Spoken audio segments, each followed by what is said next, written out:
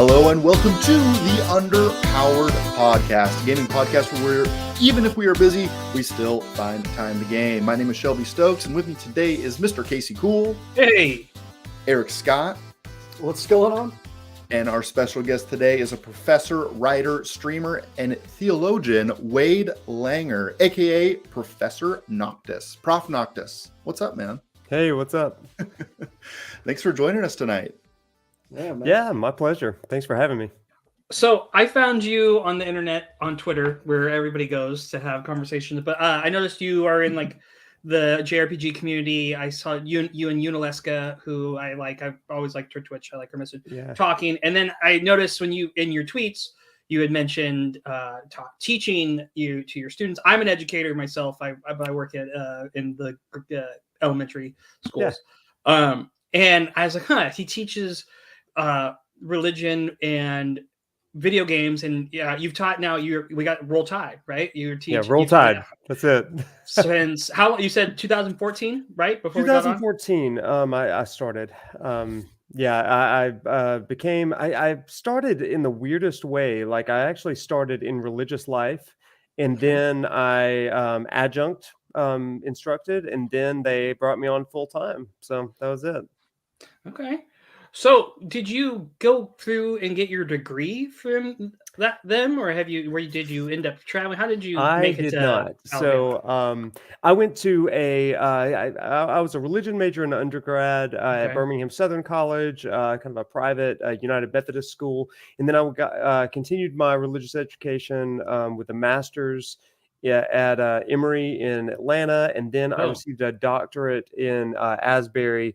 In Kentucky, and all three of those really kind of led to all of this. But again, it was not really in my plans to ever be a teacher or professor or anything like that. I was going to work in religious life, do chaplain work on a campus and all that kind of stuff. But through the course of a dissertation and all this other stuff, it just kind of fell in my lap. So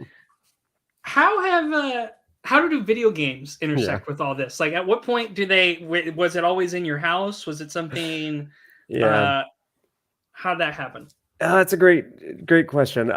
So again, I never really thought to myself, I'm going to be a professor of religion and video games. I never thought I'd do anything with video games. Maybe in a pipe dream, write a video game or something like that one day. But I was, my dad brought home a Nintendo Entertainment System with Mario Brothers when I was about 5 or 6 years old. And I remember playing that. I was hooked. And we would go to like Blockbuster Video and we'd rent a video game every weekend, right? The Friday nights. It's like the greatest thing. My kid will never experience that, and it makes me so sad. They never will. That's why we're so good at games, because we get to speed run before the due date. Yes. Right? And so like I would blaze through these games, and one time we rented Final Fantasy 1 and I was 6 years old, and I never got past the first bridge. I was blocked. I was like, okay, I'm done. So a couple years later, I'm in second grade. I now have like a proficient reading skill for a second grader. Yeah. And my dad brings home Final Fantasy 2 or Final Fantasy 4, right? 4 on the SNES. Okay, so we're at the Super Nintendo now. We're in the Super Nintendo world. Are you okay? I think we might be in the same age bracket. Yeah. So we hook up the game, and I'm playing, and I get much further. In fact, Dad, we had rented the game. He goes out and buys it because we're both Dad playing likes it the together. JRPG. Dad liked it. If you've ever seen that terrible Netflix show, Final Fantasy 14, Dad of Light, that's my life. Okay, I have not seen. Have you not? Oh no. man. Okay. Fine. Listen, you keep going while I look this up on the side. If you've not seen that, we'll come back to that, because that's an amazing show. Dad of Light. Japanese drama miniseries done. Based on a true story. Like crazy stuff. So anyway, Dad and I would play the game. He would sound out words for me like Behemoth and Leviathan and all that.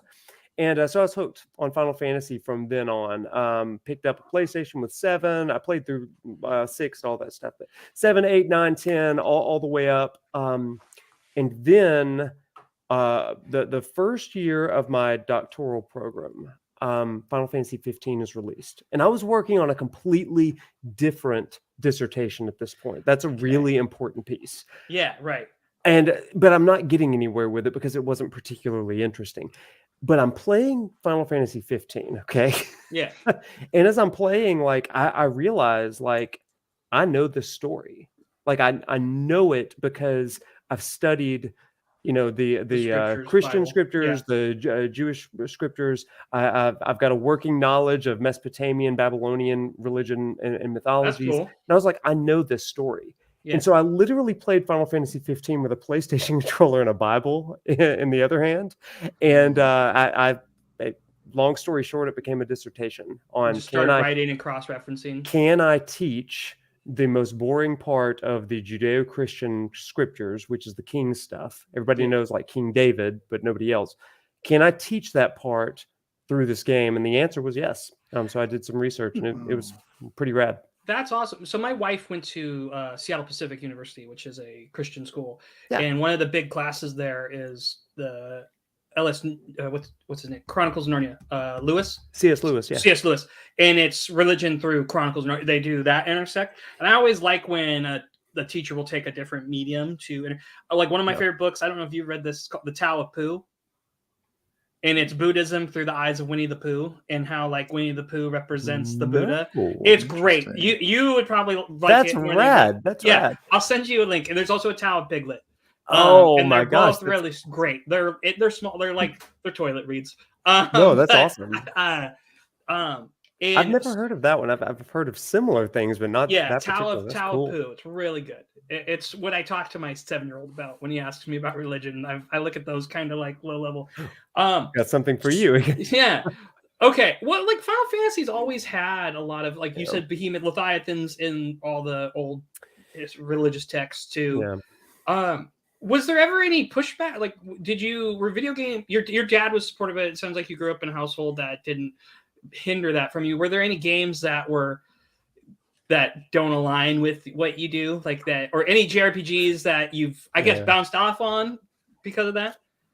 Because of my own kind of personal religion, personal taste, or religion, or is there what else could you do class on? I guess besides Final Fantasy, in your opinion. So, I'm not going to go so far as to say you could do this with every Final Fantasy. Right. Final Fantasy 15 is the story of King David and the failures of all the kings leading up to a messianic image. And that's not terribly unique, but there's some very specific moments in 15 that are.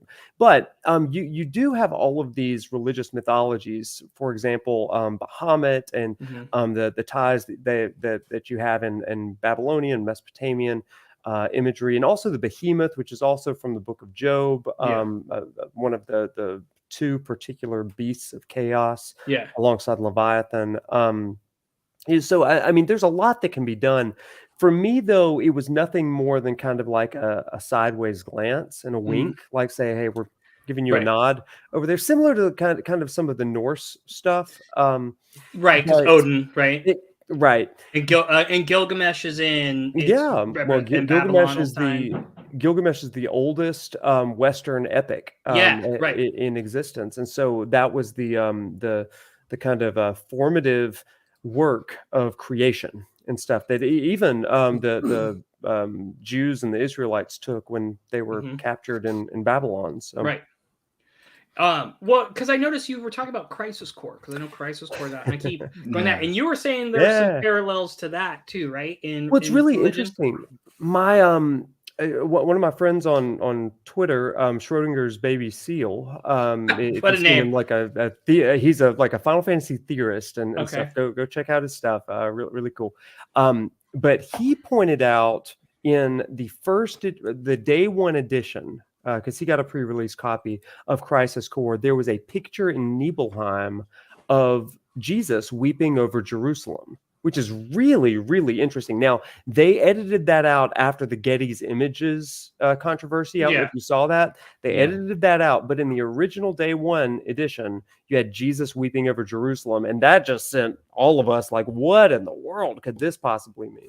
I'm honestly still kind of processing that because I just finished Crisis Core last week. So. I keep eyeing it as a maybe buy. I know it was a really good. Eric, you played that right back on the PlayStation PSP?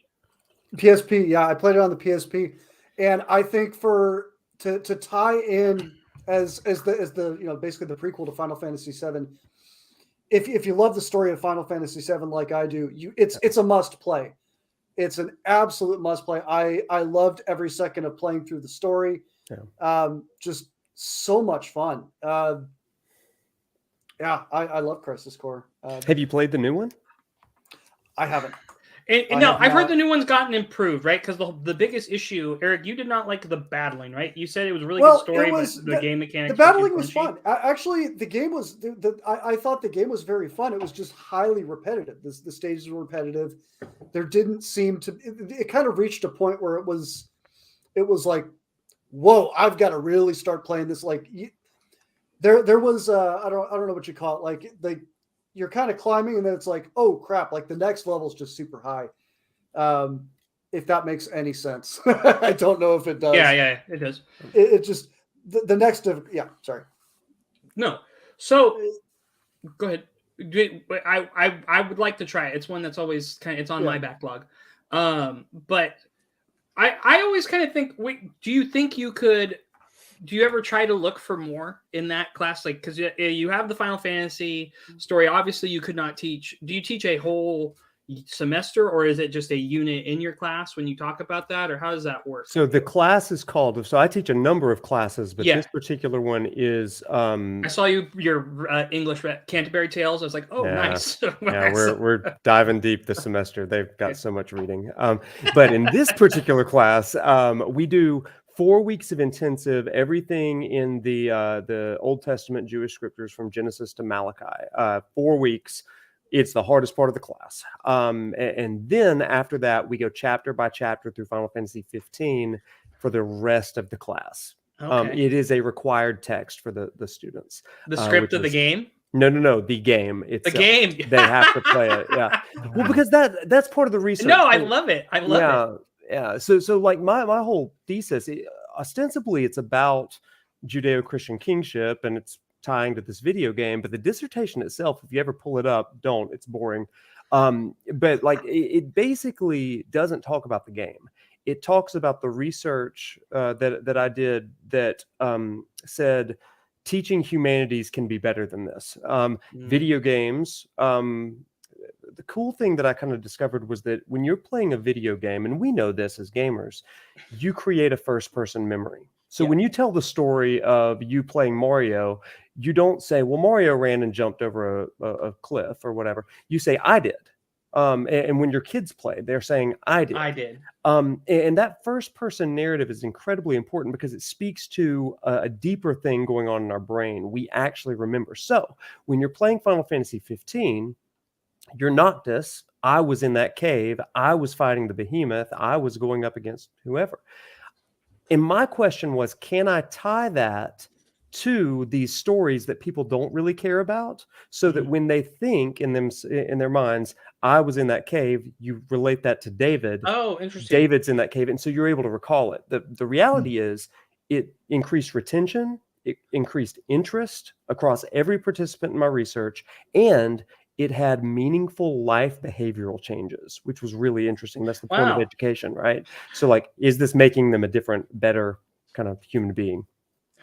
Do any of the kids give you flack? Because Final Fantasy 15, when it was first released on its reception, it wasn't really received well. I think it's aged better. Yeah. I think there was the whole thing about there's supposed to be a bunch of DLC, right? That never really came to fruition. The project that broke apart. And it shouldn't have. I'll say. Yeah. It was put in a companion book, and the book was bad. Ruined it. It was a fan fiction that retconned the ending, and the ending's beautiful. Don't mess with it. No. So in regard to like your research, and like as you were talking about, individuals retaining memories at a higher capacity or more vividly, right? Do you see titles that are coming out currently that relate to stories that you would see in scripture? Like, do you just see it everywhere now that you've studied it once, or is it kind of few and far between? So to the extent that 15 did, because again, it retells the story of King David and King Saul. I can't say that enough, and I don't want to like give it all away, but it's amazing. But I do have an eye for that. And usually it's like, okay, well, this is a reference. That's not really enough to do anything substantial with. It might be a cool, like, top 10 things from scripture and The Last of Us or something like that. But JRPGs are notoriously strong in religion. And I think that part of that probably comes from the kind of post World War II imperialism, colonialism that kind of brought religion and Christianity to Japan. those shores, and in kind of an almost sort of evangelistic, oppressive way. And so you see a lot of this kind of pushback against a Calvinist kind of God, like a predestination sort of thing. You see that in a lot of things. From I've got a friend and a colleague who is working on some parallels in Neon Genesis Evangelion. And some of that great same anime. Yeah, some of that same overlap and stuff. I admittedly am not as well versed in that, but he talks to me and I'm like, that's really cool. But I to your question about any upcoming games, I hate to be on this train, but Final Fantasy 16 is all about what we call sacral warfare, which is divine warfare. And it is exactly like the Philistines and the Canaanites, the Moabites and the Jews, the Israelites, all using their patron god and even stealing the gods of others to absorb their powers. You see that Ramu and Ifrit are those gods in this case. So like there's a really cool story where in 1 Samuel chapter 5, where the Philistines think, well, we can't beat the Israelites' God, so maybe we can still steal, his throne. And so they run into the camp, they steal the Ark of the Covenant, which is essentially where God sits. And they steal it, and they think that it is going to be the key to their victory. And as soon as they take it, after like a night, they all have plagues of tumors and death rampant. And so they give the thing back. Much like the documentary Indiana Jones, where they find the great documentary biography, really. Of the archaeologist, Dr. Indiana Jones. But I'm familiar you see with that with this like crystal dynamic of can we steal the crystal? Can we get this from this other nation? Who's going to have all of this power? So I'm really, really curious to dig into that, looking through some of those warfare texts. I think that sounds. I've been eyeing that too. I know, that's what really hyped up game. People are talking a lot too about what game's going to be the bestseller. I see people say that this year, and then obviously Zelda. But it's those games. Anything where there's like crusades, obviously like the games like Civ and any of those Crusade Kingdom, those big tactical war games have tons of religion in it. Our friend Sean is a huge King Crusaders game, or King's Banner 2, where it's the armies in medieval Europe. I think the most fascinating part for me, based on what you've said, is talking about the retention of memory and being that first person individual within the story. I've always been somebody that's really liked a condensed like first person experience, and I look at like my games of the year in the past, and it's always been like games that are very narrative driven, and I don't think of them like as a story being told. It's like that happened to me, like the rug was pulled out from under me. Or like one of my favorite games that I played this year was a game called Soma, and it's all about artificial intelligence and moving from robot to robot, not really knowing you're a robot.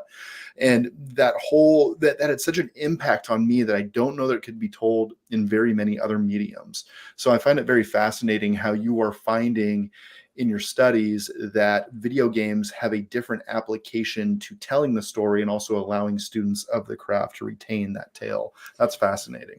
Yeah, I think that's what probably earned me the doctorate. That's what made them pass me. Because it was like, this actually has some far-reaching implications for education. It's an educational paper almost, it sounds like, too. From my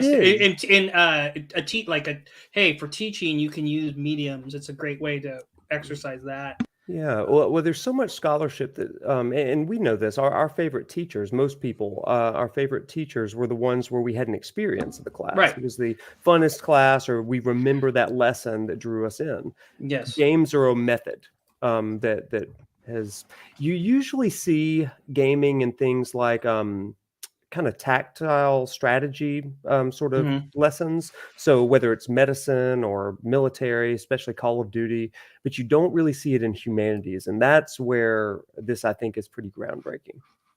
It's really interesting because we're basically talking about immersion, being immersed in an experience, and what you're doing is you're taking how we're identifying how we've immersed ourselves in this experience and translating it into, okay, how do we immerse ourselves in education?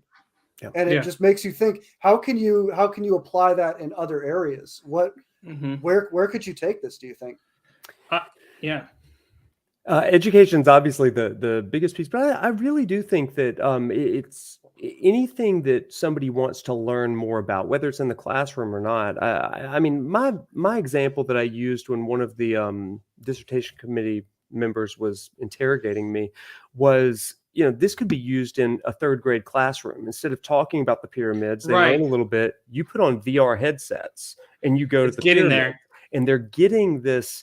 And this is particularly important for funding, say, low-income community education in schools.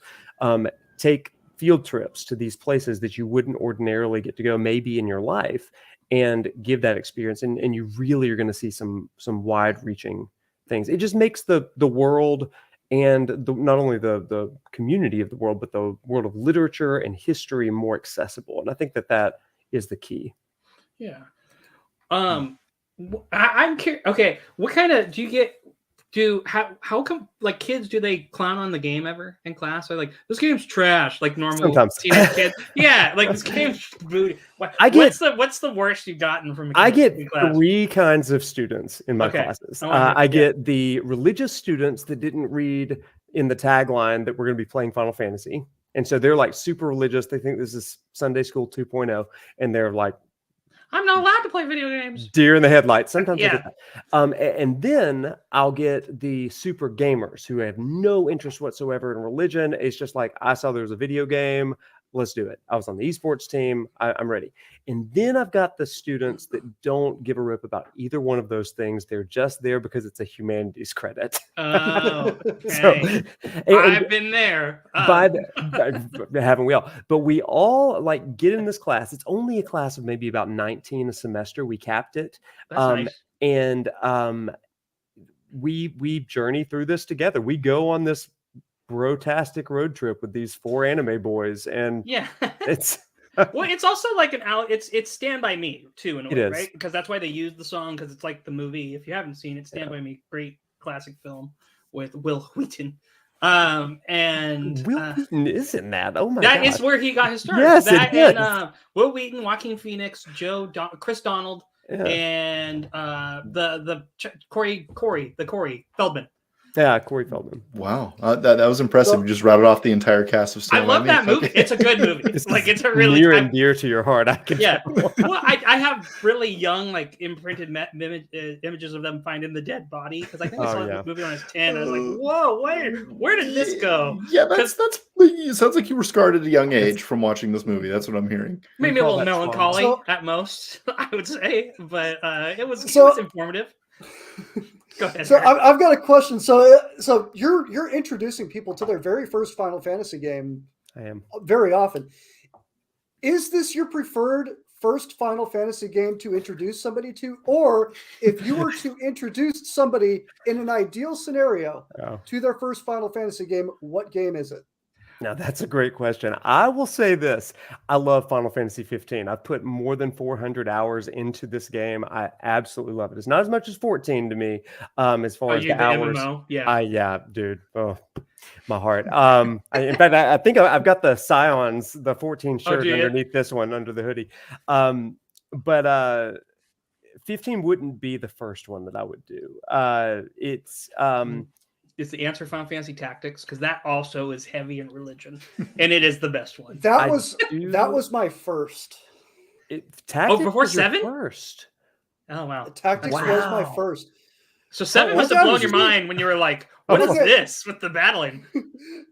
My dad was like, "Well, this one's $20 cheaper, and it's 1 disc. We'll see if you like this one first." That's why that's why Tactics was first. So after we get through the biblical portion of Unit 1, I do a lecture called The Overview of Final Fantasy, where I go through all 14 before 15, because some students, like, even though you say they're all disconnected, they're not going to be able to. I teach a lot of honors students, and they're very particular. And so it's like, I have to know everything there is about 1 through 14. So I'm like, this is to help you.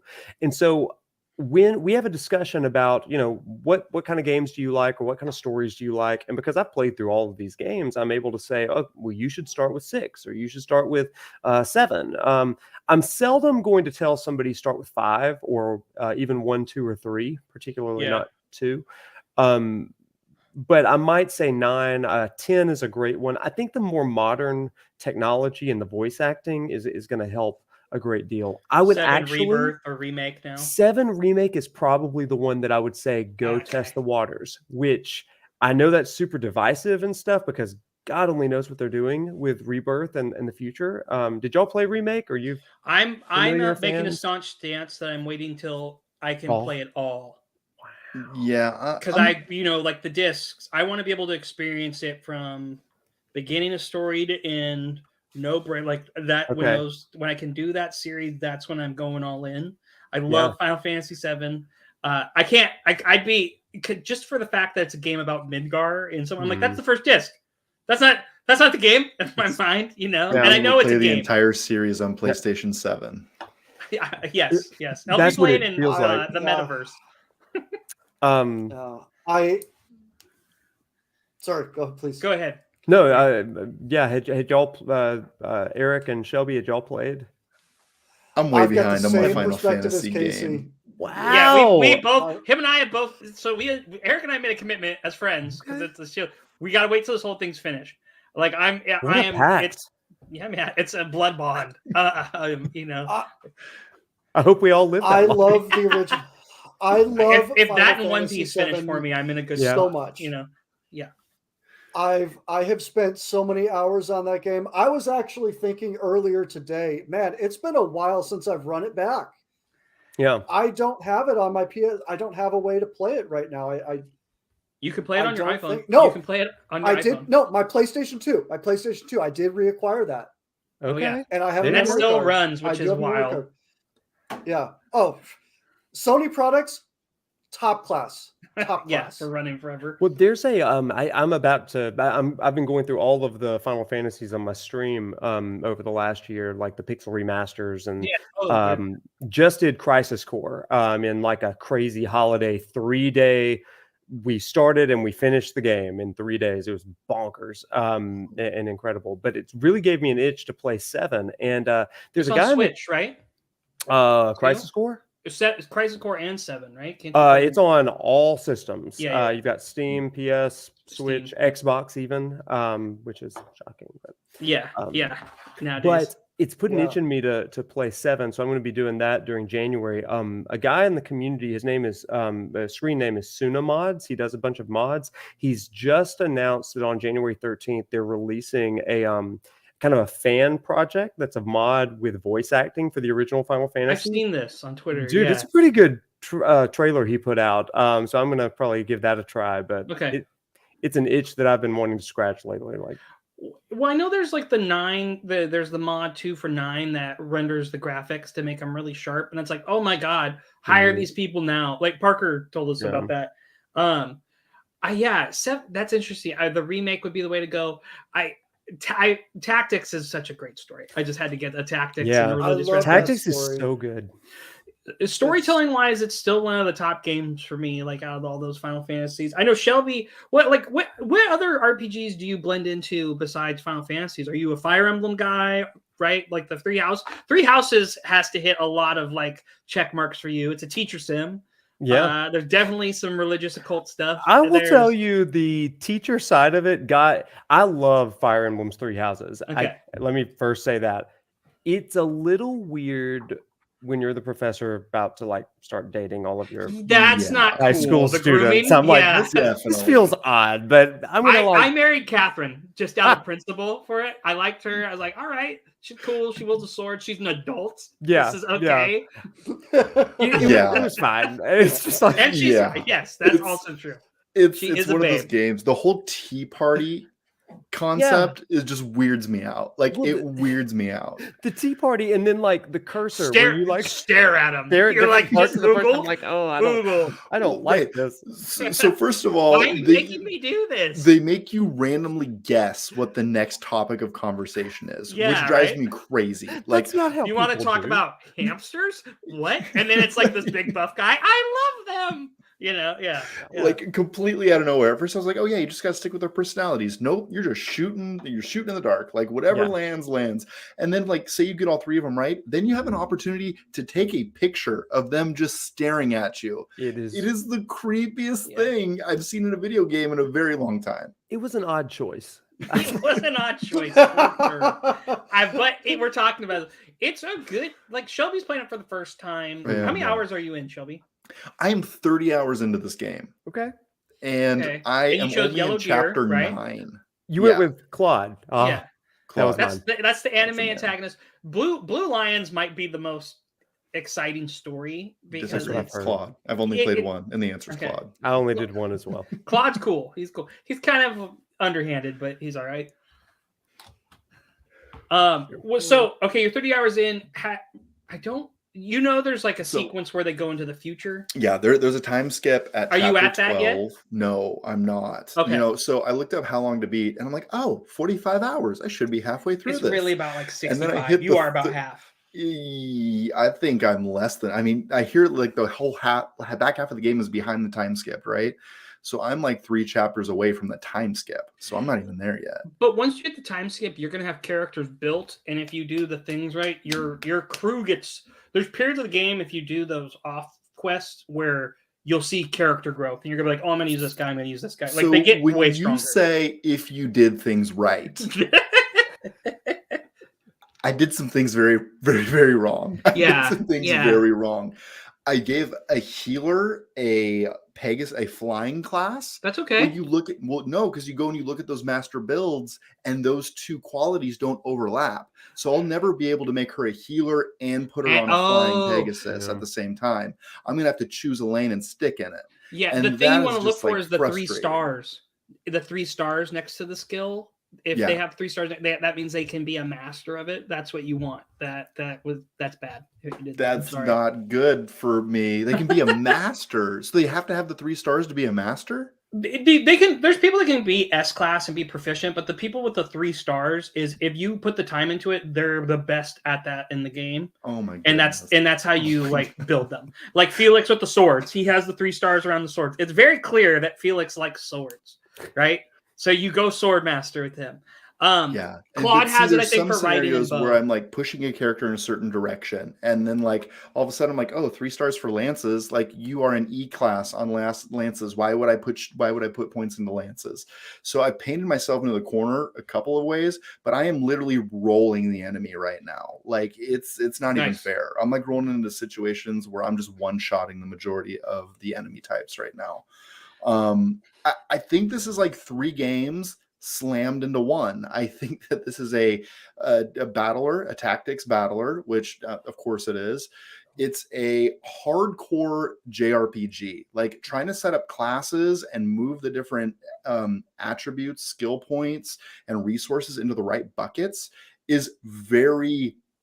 There's a lot of systems upon systems upon There systems, are a lot of systems. which can be a very hard way to kind of get this game where you feel confident in your actions. So I think that's something I've been struggling with. If I were to start this game over tomorrow, I would probably enjoy myself a lot more now that I have the knowledge base down. And the third part of this game Yeah. that is probably the weakest thing for me is this is a straight up anime soap opera. Like this That is is also a soap correct. opera.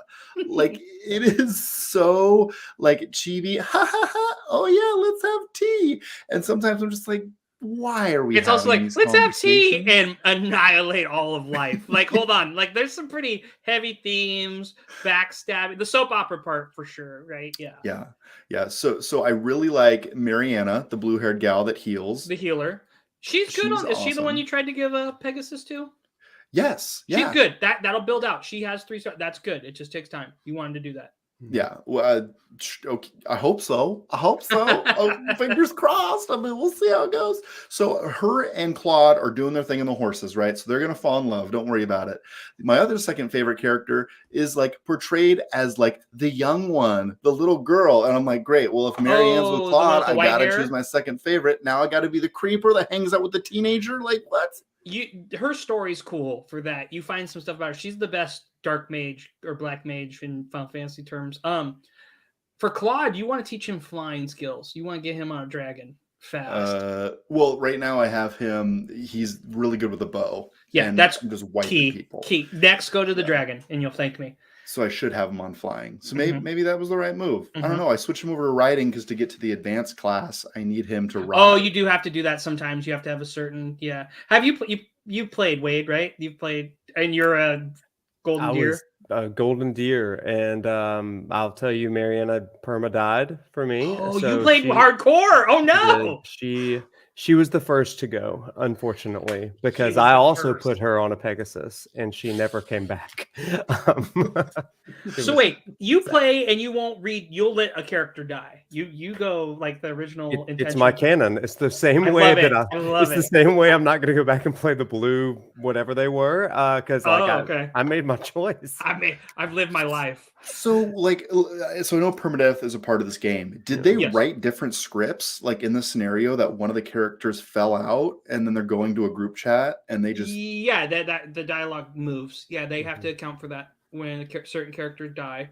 I think that's insanity. Like mhm. there's so many ways. So like we're talking Golden Deer specifically, right? Mhm. There's a whole two different cast of characters Yes. that I don't even know. And Like Casey, storylines. you were telling me in the beginning, you're like, oh yeah, make sure you go recruit so and so. And then I talked to Dr. Z, who's a part of our Discord community, and he was like, I didn't recruit one person. And I'm like, so you can It's choose not to like hard. tap into these stories or not. Like Yeah. it's insane And every how much character of a has select your own adventure this game is. Like it's Yeah. mind blowing. Fire Emblem, every character has its own unique backstory. It's where Triangle Strategy falls. When you play Fire Emblem, and then Triangle Strategy has the great, like, hey, you're branching paths.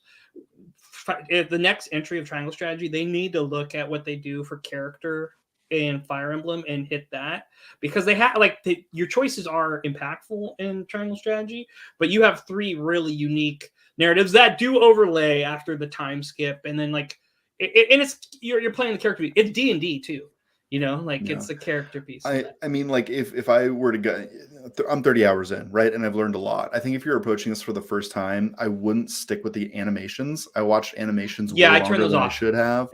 Yeah. You can hit A. If you turn them off, you can set a setting where if you want to watch it for some reason, you hit the A button. Gotcha. Yeah, and I basically had the A button pressed the entire time when we were going through it. And then the other thing that I found some issue with was, what was it? The support panel. Oh, So, and sometimes you can get to the support panel and you're literally watching characters interact each other, but it's from a menu, and that's the only way that you can move their support up the ladder. right. So I basically popped in there one time and I was like, look at all these bubbles. I'm just going to clear these out. You And got I to watch watched those like an cutscenes. hour and a half of dialogue. It's and a I'm soap like, opera. this is good. Yeah, and that's exactly. Your wife's watching you eat popcorn. I can't believe he said that. What are you? Don't worry about it. Oh man. Yeah. So I mean, this feels like it's a great game. It's a great JRPG. Like I can't discount that, or I'm not gonna say that it's not a great RPG. In terms of like the knowledge base that I had going into this, like It's I'm super admittedly cumbersome. the worst or the least experienced JRPG person on this team, and I'll just live with that for a little while until I'm better at JRPGs. I have not played Final Fantasy VII, and I will play the remake here soon. Okay, good. I would like to hear your take on that. Yeah. Well, and since we're talking about games we're excited for, I think maybe it's time we move into the news and talk a little bit about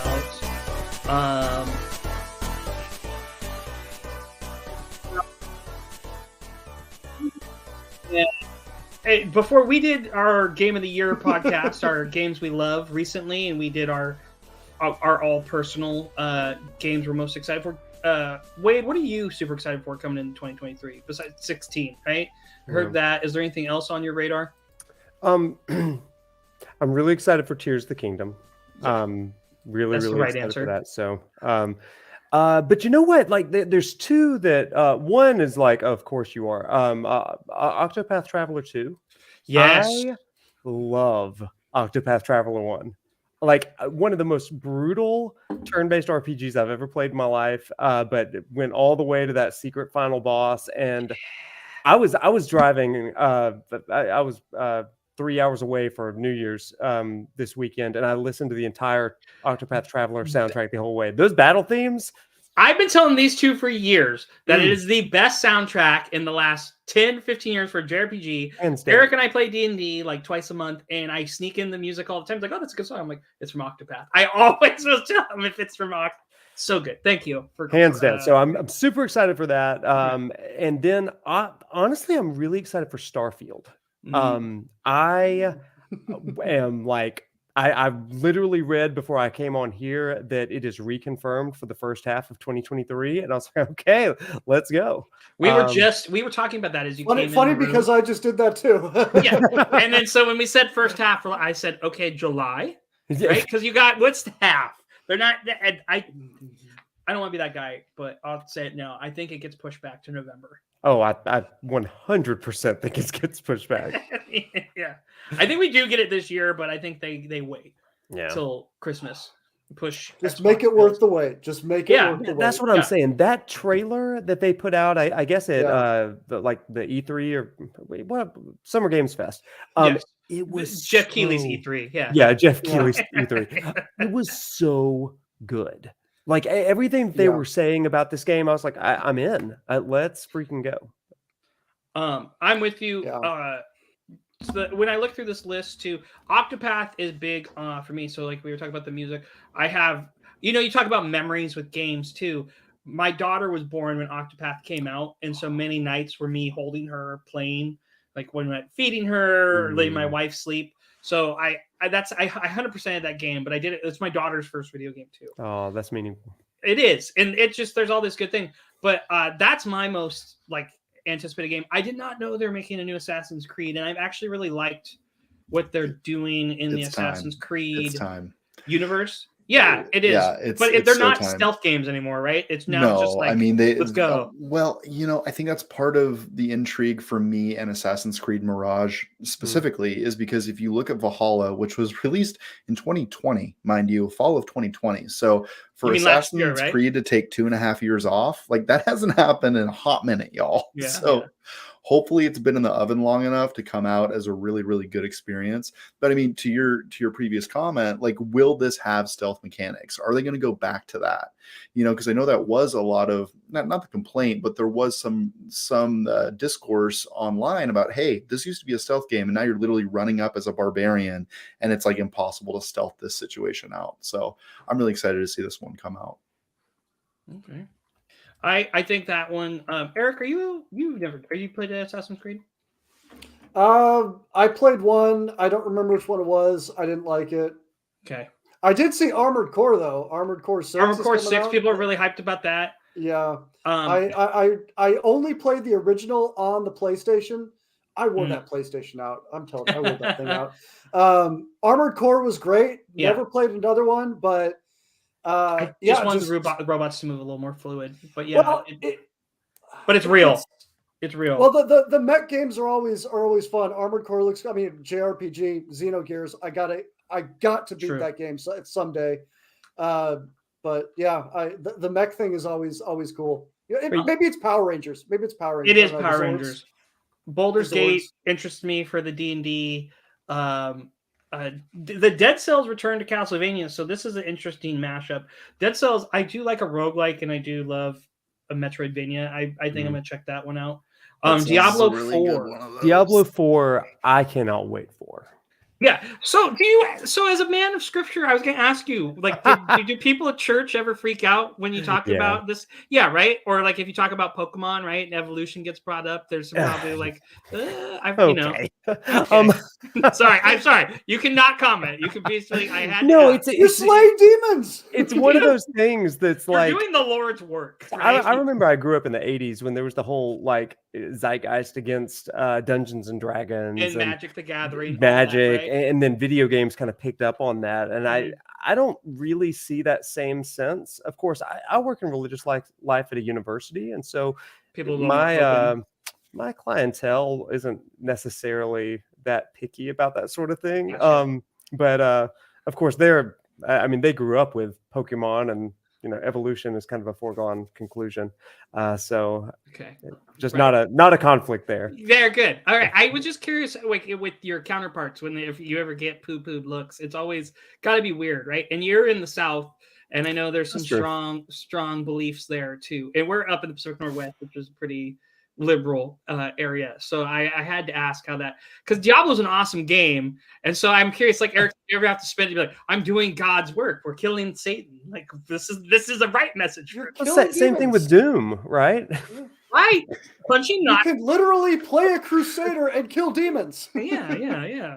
That's the goal, I think. Yeah, I think there may be other issues with Doom. Maybe Yeah, like there might probably. be a few other issues with Doom. Yeah. Oh, Like a hard R rating for Hard R violence. yes, rating. this is Yeah. also Oh, man. true. The I violence, loved violence, Doom, but, whatever. oh my gosh, one of the most brutal games you've ever Yeah. played. Yeah, Yeah. I'm excited Shelby? for this next one on the list. Aren't EA. you a big?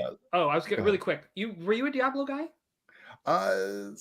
Yeah, I played No, Diablo okay. 2. Like I enjoyed Diablo 2. Like I didn't hardcore. I didn't play all the levels and replay the final boss over and over. Like I played through it. I enjoyed it. I moved But on. StarCraft, right? That's what you land a lot of. That was your. I played a lot of StarCraft and Warcraft. Warcraft 3. Yeah. Yeah. This is actually kind of interesting looking at this Diablo description here. It says that you're on a quest to destroy Lilith, daughter of Mephisto, and Lilith is in like some extra canonical Jewish texts of the Torah, which is kind of interesting. So Yeah.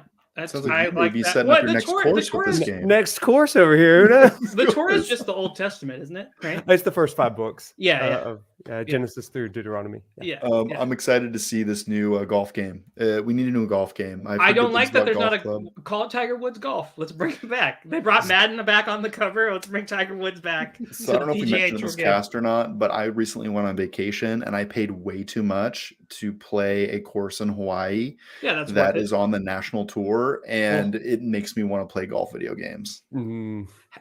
Have you ever played at Chambers? I've not played at Chambers, no. You live 20 minutes from it, 30 minutes. So you should do One, that. it's a private course, and 2, there's no carts allowed on that course, so you have to be in shape. Actually, what people use are remote control carts. I was walking the dog the other day, and I was like, Oh, "Why I is did that not do cart that. moving without a person? What is going on? What is this?" That's brilliant. I'm Yeah. all over that. I was, Yeah, I'd love to play Chambers. I should go play sometime. I'll caddy because I don't play golf, but yeah, sure. I'll drink beer and watch you and be like, "That was a bad cut, Shelby." Final Fantasy VII Rebirth. So That ain't coming out this year. you don't think so? They said winter, but I think it's, and they even say here a delay to 2024 is not out of the question. Yeah. Do you think it's gonna have an open map at any point in the game, or do you think they're gonna center around Nebelheim? Right, that's how we say clouds. Hometown, right? Yeah. Do you think it's gonna be that's the hub, and then there's certain city like I want to go to the Golden Saucer, I want to go to Barrett's hometown, I want to do all that again in this engine. So I think we're going to get a very wide open map. I don't think it's going to be open world like say The Witcher.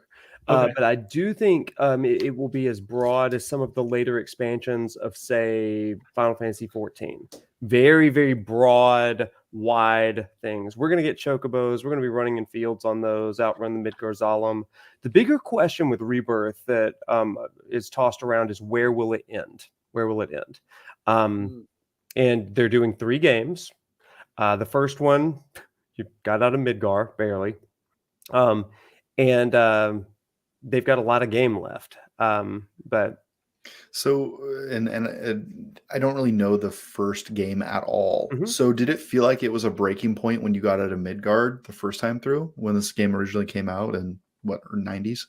1996. Oh, for 7. 7? Yeah, Yeah. like when you played, did you feel like leaving Midgard was like a break in that story? You did. No, Okay. Midgar is it. So they made a whole game. Midgar is like what, 10 hours maybe initially in the original game. 6 or 7. 6 or 7. If Well, I guess.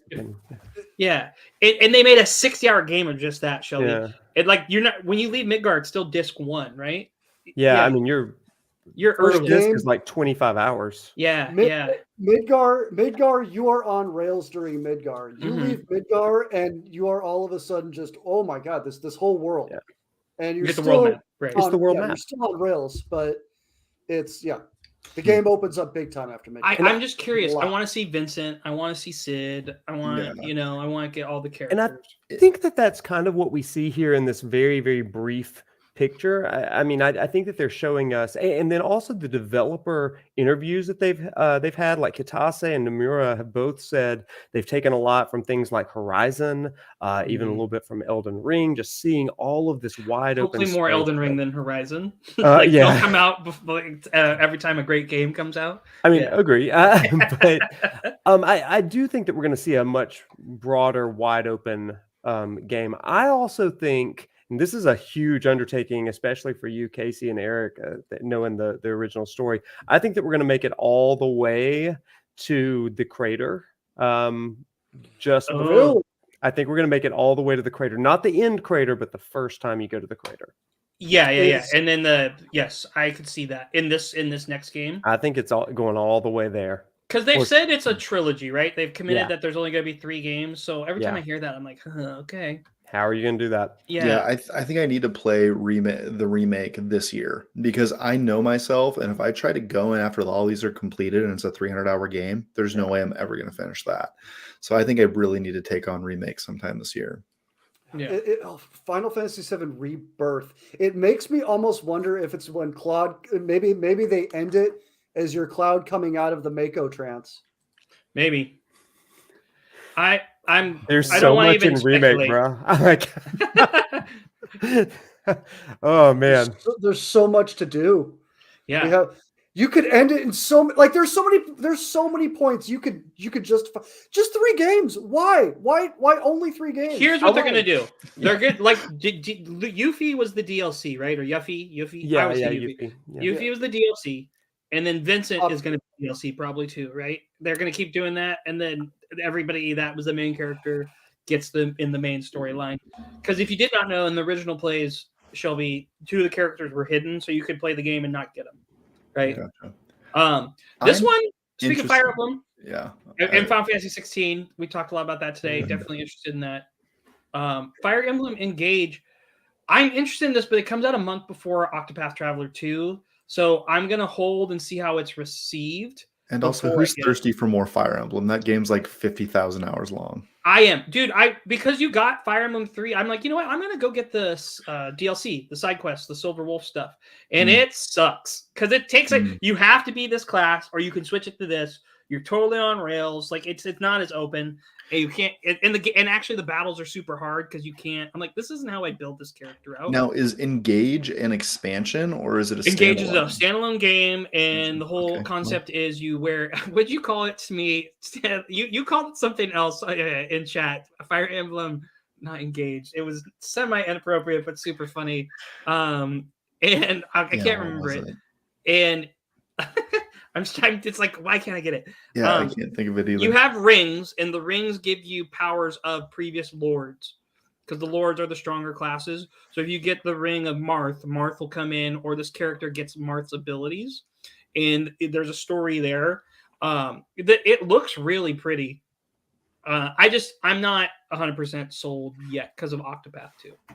Is this kind of like a Dynasty Warriors thing? I know they've done that. That was Three Hopes, which 3 Hopes. Okay, so people love 3 Hopes. Yeah, I actually would love to try 3 Hopes because I do like a Dynasty Warrior game. Yeah.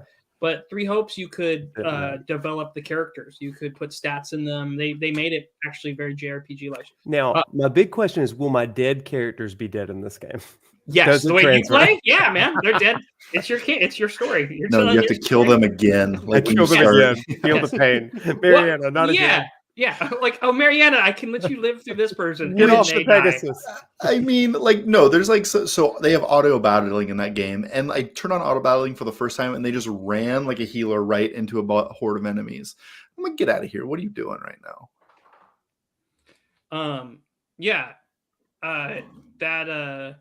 That I don't know. I'm interested in this. This Forspoken game, I didn't see anything about this till the Games Award, and I know I think people I don't. It's this is not on my radar. People And are I know, popping like, for it a little bit. Have you played the demo? I guess you haven't played the demo. No. There's a free demo out. I've everyone's played been talking about that though. And if you played it, yeah, what did you think? played about an hour of it. I was not super impressed, but I could change. They, Square hits a lot out of the park, and then they just make like Lost Babylon or whatever that really But bad They're top-down game pushing this was. one really hard though, and Mhm. like I don't totally know why.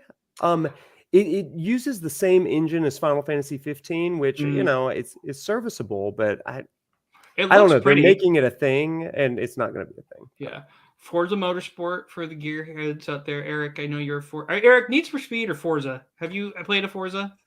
I would rather drive my car than drive a car in a game. Turismo There. or Good answer. Turismo or- Good answer. Yeah. Eric's a big car guy, so that's the right I one. have worked too damn hard to have a car that I can actually drive. That's Yeah, fun to yeah, drive. yeah. So I know you got that Anyways. sweet Challenger. Hades 2, that came out of nowhere too. I'm interested. Yeah. I need to play Hades 1 because I know you really like that, Shelby, and I think that's a Casey game. Hades is a great game.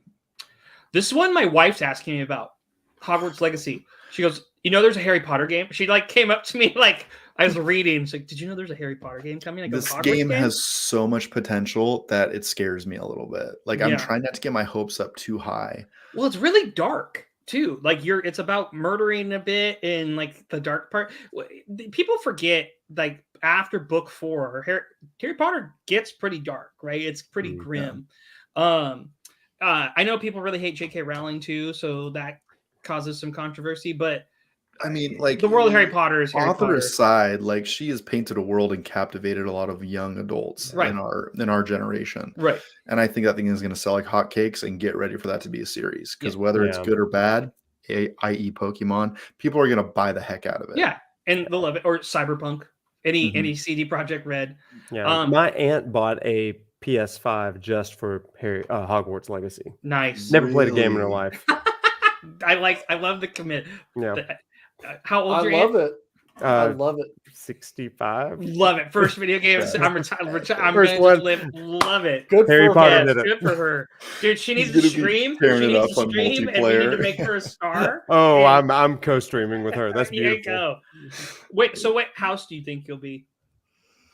Me? I think you shouldn't get to choose. I think the game should do a real personality I test, and do you're locked too. in. Every time I've I ever do taken the test, I'm like borderline Gryffindor, Slytherin. Oh. Yeah.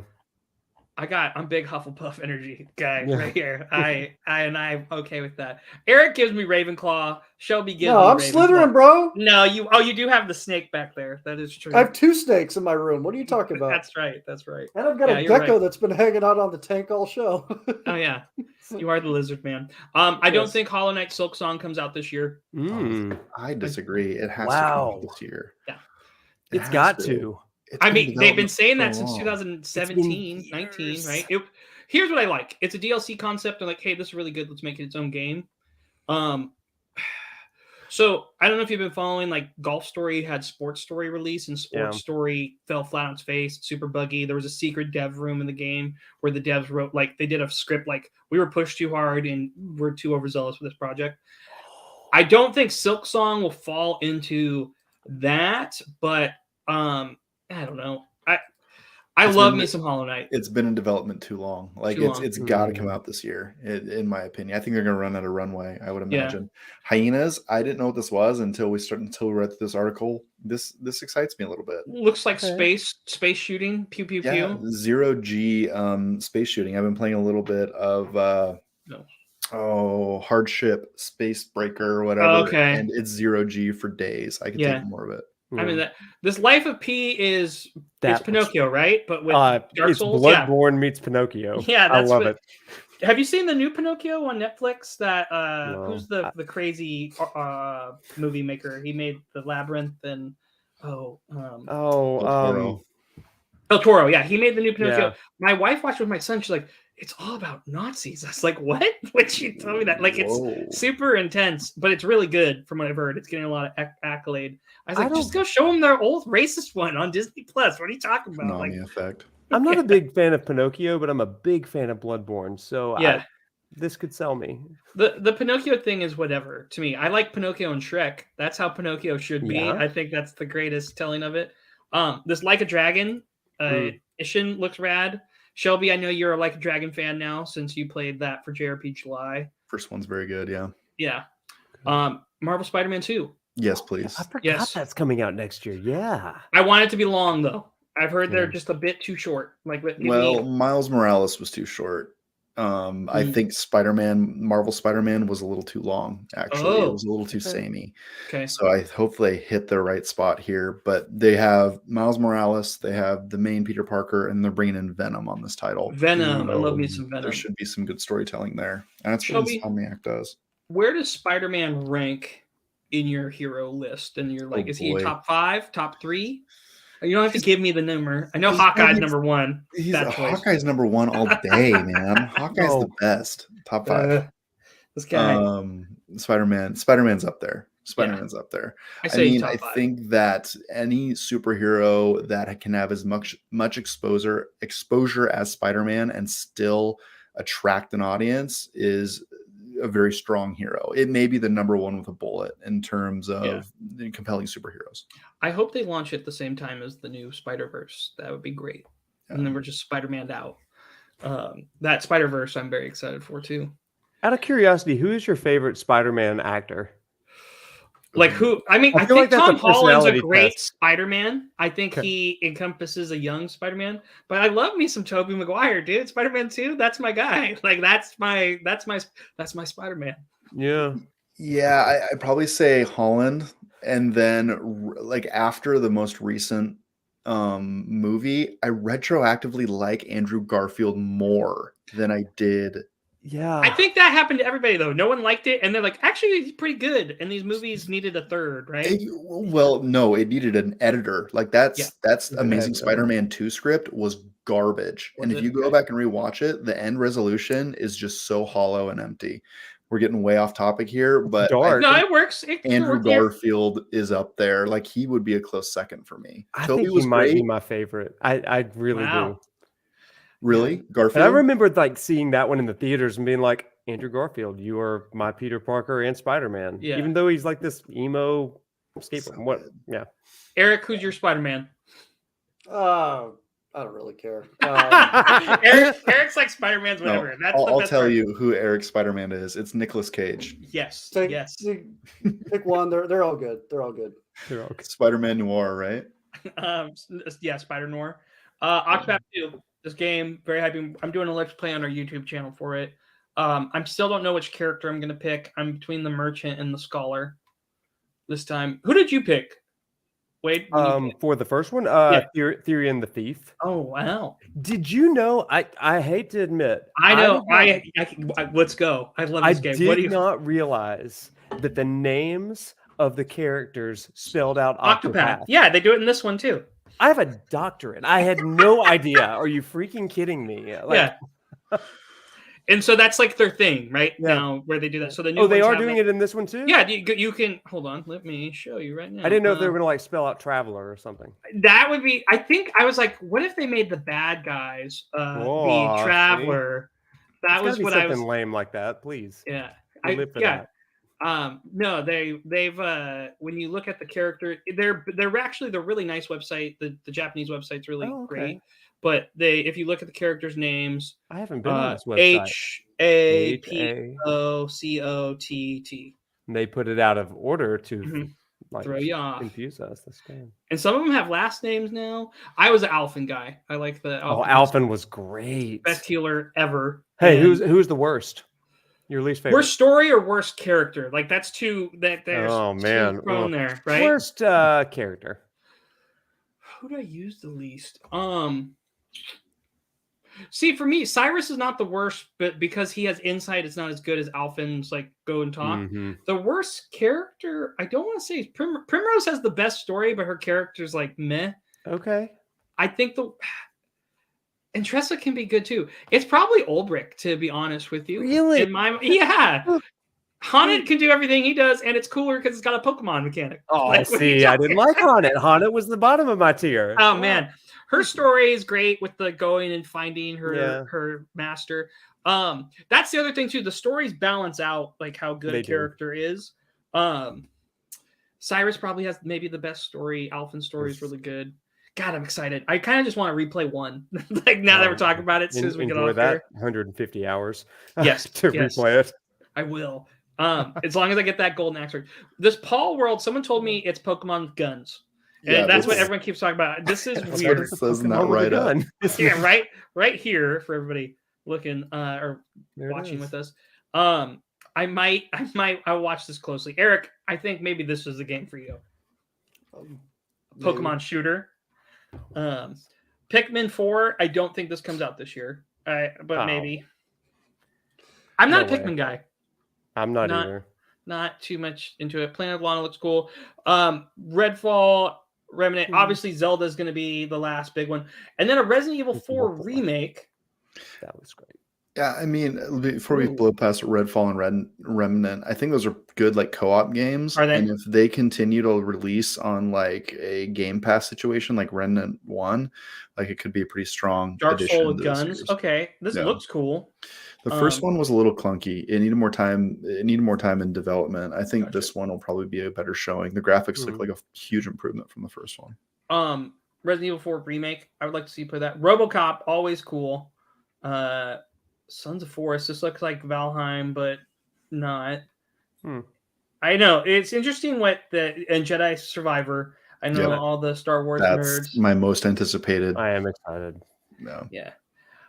Is this like it's a sequel to Fallen Order, or is it a It is a sequel to Fallen Okay. Order, and Fallen Order was a really strong game, but it felt like it was missing something. Like it wasn't all the way there. And I think, I mean, it's the Respawn team, and I will follow the Respawn team anywhere they go because Titanfall was amazing. Their first entry in this series was amazing. I'm really excited for this game. Yeah. And then Starfield is obviously on all of your list. I'm curious if there's job classes kind of like in Skyrim and how that'll work, or if it'll be based on your alien race. Street Fighter 6, I really like the hub world. I don't know if you guys have seen that. You can make a creative fighter and then go learn a style and kind of edit it to be faster, I think they're doing some cool stuff with that. The physics looks great. Kill the Batman. This is really cool because they realize Kevin Conroy, I think, is the voice actor that passed away. That was the animated series. They got hit. That was his last voice acting job. He's the voice of the Batman in this, which is a great respect. A Telltale game. I was like, oh, they're still around. Where have they been? Yeah. Yeah. Before you skip that last one, I'm finally going to play System Shock. Everybody talks about it like it's an amazing game. I'm finally going to experience it. Pretty excited for that. This looks like the Chex Mix game you got from Serial in the 90s, the PC Chex Mix shooter. Yeah. Am I talking to anybody? Like, to me, I know exactly what you're talking about. Yeah. Okay. Yeah. I was like, all right, this random like Doom wannabe that kind of looks kind of campy. Some of my favorite games were inspired by System Shock, so I'm excited to experience that. Oh, I thought you were going to say the Chex Mix game. I was going to be like, really? Zelda, Forgotten Kingdoms, Outlast, Trials, and then Warhammer. Have y'all played Outlast? Mm-mm. I'm not. That is the hands down scariest game I've ever played. Really? Yes. Because they don't give you a weapon. You have a camera and you have to flip between like night vision and regular, and you're just like running and hiding. It's horrible. But that's going to be... This guy getting ungunned in the picture, or cow prod, and they're wearing leather jackets. Well, this one's online co-op as well, and so you're watching your friend get murked there. So there's also stolen players who take part, experiment with brainwashing and mind control. I gotta go. Oh man, I'm not a big Warhammer guy, but I know people are excited for this. This Wild Hearts actually really makes me raise my eyebrow. It's a Dynasty Warrior game, but it also seems like it's a Monster Hunter Dynasty Warrior. So I love both of those things, and I think that it looks cool. The monster looks cool. If they make so Shelby, you played Monster Hunter Rise last year, and it was the easiest path into a Monster Hunter, right? We've all said that. I think if they take more of those barriers down, this could be really big. If this is what I think it is, if it has the same, like you have to do some farming, but the gear is easier to get. You just got to farm gold, or you can build your gear. Like you make a character. It's like, this is a spear fighter. This is a sword fighter. Pick your style type thing. Yeah, I think this has huge potential. Like Dynasty Warriors, I have not played a lot of Dynasty Warriors, like maybe one at a friend's house once upon a time. Yeah. But the one of the draws for a Dynasty Warriors is the flashy combat, and that's something that I think this style of game could improve on greatly, because Monster Hunter gets a little bit repetitive and doesn't always look that pretty in my opinion. That's it depends where you're at. Some monsters look really cool, some don't. And if people want to go that are listening to the audio version that was on Polygon, they're 50 most anticipated. You can read a little good summary. I think we got a good thing for there. As we wrap up the show, we do one last segment. It's a little game. So we do something in July, Wade, called JRP July, where I make everybody that doesn't play, Phil and our other person on our team, Shelby and Phil, I make them play JRPGs. And like Phil played Chrono Trigger for the first time last year. Like, this is a really good game. Like, right? Okay. And for JRPG July, we did a segment called Bad Guy, Taylor Swift. And I read a quote, and people had to guess if it was a bad guy from a video game, a bad guy in history, or Taylor Swift. Right? Surprisingly more difficult than it sounds. Yes. That's amazing. Thank you. And so I've developed this game for all of you, and it's a little different, and we're going to call it Who Said It. And Who Said It is, I'm going to give you a quote, and I'm going to give you 3 people.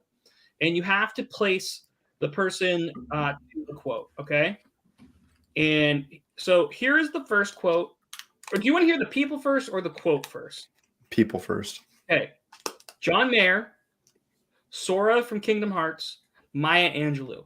Okay, I'll say that again. John Mayer, Sora from Kingdom Hearts, Maya Angelou. Okay. Hearts are made of the people we meet and how we feel about them. Who said it? John Mayer, Sora from Kingdom Hearts, or Maya Angelou? Why? That's Sora.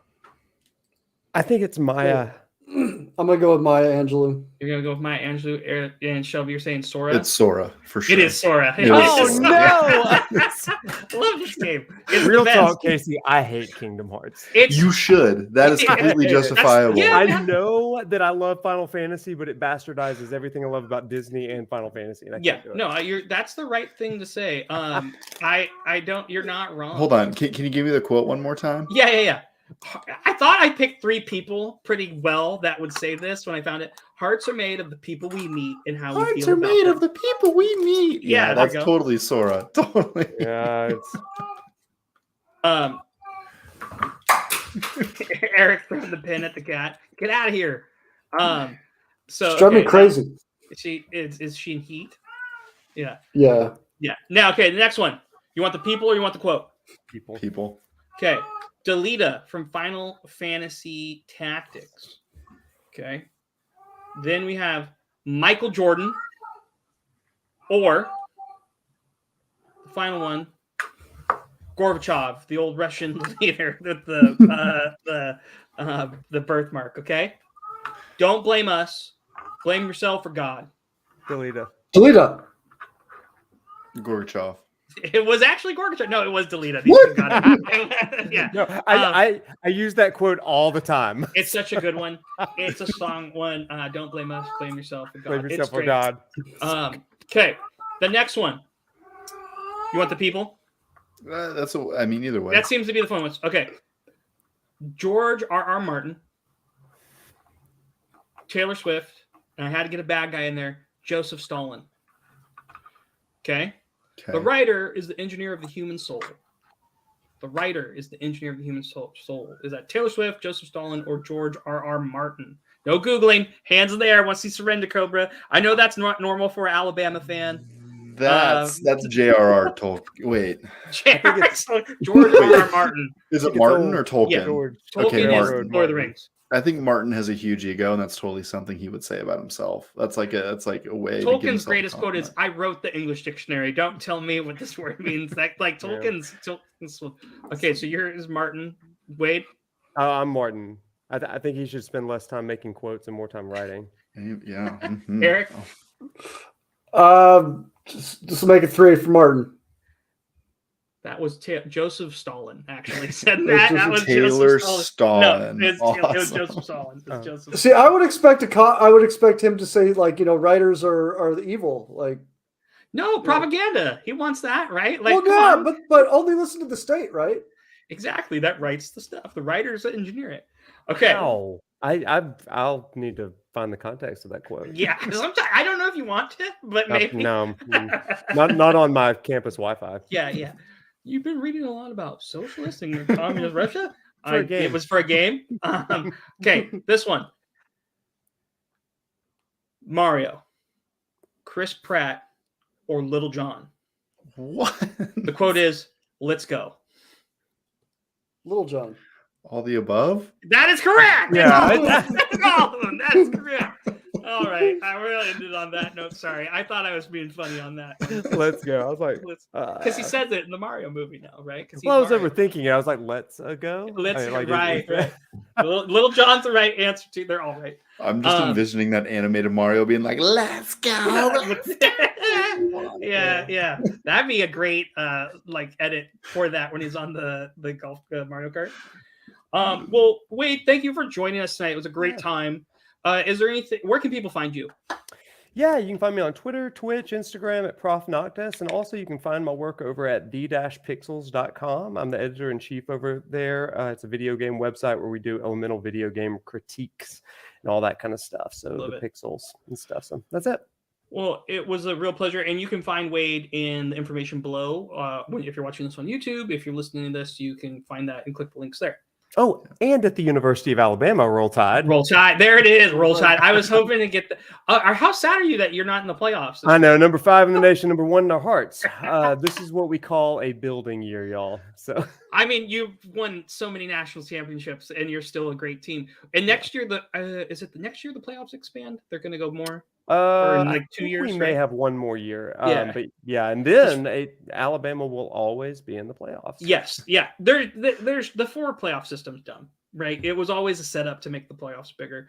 See, Shelby and I went to Washington State University, which is Go Cougs, which is a college town, much like I'm sure I would love to see the parallels between Pullman and Tuscaloosa, right? Yeah, Tuscaloosa. Yeah. Washington State's in the news lately, isn't it? For what, well, Eric? Okay, yeah, and also that's Idaho, sir. Okay. Well, okay. There's some stuff going on. Happy This Thursday, 8:00, I'm gonna do a backlog battler episode. We're gonna try something new in 2023, and the year just started, so that's gonna be a Thursday night. I think we're gonna try to keep some programming on Thursday night at 8:00, and just kind of do something this week. And then next week we're doing underpowered Pokemon Hour, right? Yep. Yes. And next week is also session 1, a dice night. Icewind Dale, Tale of the Frostmaiden. We're doing our first game. We did session 0. Last week. People can watch that on YouTube. But if you're really into the D&D, Dice Night's our D&D show. I'm super passionate about it. I'm the D&D club teacher at my school, and I'm a big fan of it. And Eric is part of that. Eric is our host for Pokemon Hour. Eric, what are you going to do? Do you have any plans for the Pokemon Hour? What are you thinking? We'll see. We'll see. That's a tease. Oh, that's cool. Yeah, go ahead. No, I think it's great. We're going to keep contacting out. We're going into 2023 with our heads held high. And we got some stuff going on the YouTube channels as well. So go check us out there if you have not yet. Yeah. And if you like what you heard, please feel free to leave a nice review or hit that button. Shelby, please take us home. That is exactly right. Don't forget our Discord channel. We have a Twitch, a TikTok, and YouTube Shorts going up all the time. If you listen to the audio version, please kindly leave us a review. 5 stars if you would be so kind. And that is it. Wade, again, thank you for being with us. Yeah, my pleasure. Thanks for having me. That is a wrap for this week. We are out. Play your games.